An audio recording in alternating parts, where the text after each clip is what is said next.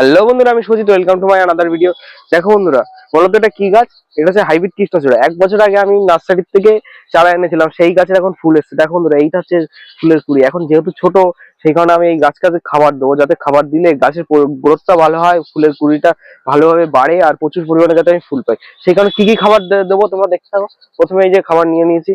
এখানে আছে তোমার শিংকুচি, এটা আছে হাড়ের গুঁড়ো, এটা নিমখোল, এটা ভার্মি কম্পোস্ট, আর এই আছে লাল পটাশ। লাল পটাশটা দিচ্ছি কারণ ফুলের সাইজটা বড় হওয়ার জন্য আর ফুলের কালারটা পারফেক্ট আসার জন্য লাল পটাশ দিচ্ছি। আর এগুলো প্রত্যেকটা গাছের খাবারের গাছ বৃদ্ধি করার জন্য এই প্রত্যেকটা খাবার। প্রথমে এরকম গাছের গোড়া একটু খুঁচিয়ে নিতে হবে, এবং চারিপাশ দিয়ে একটু খুঁচিয়ে নিতে হবে গাছের গোড়া। গাছের গোড়া এরকম করে খুঁচিয়ে নিয়ে লাল পটাশটাকে আমি আগে দিয়ে দিচ্ছি একদম টবের গা দিয়ে। লাল পটাশটা এরকম টবের গা দিয়ে দিতে হবে। তারপরে প্রত্যেকটা সার মিক্স করে এরকম উপর দিয়ে মাটির সাথে মিক্স করে দিই।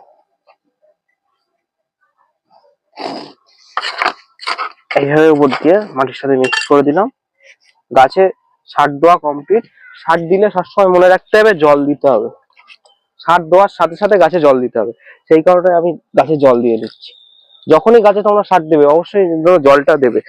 আর আমাদের গাছে সার দেওয়া কমপ্লিট। ভিডিওটাকে ভালো লেগে থাকলে চ্যানেলটাকে সাবস্ক্রাইব করবেন, লাইক করবেন, শেয়ার করবেন। আজ এই ভিডিওটা এই পর্যন্ত।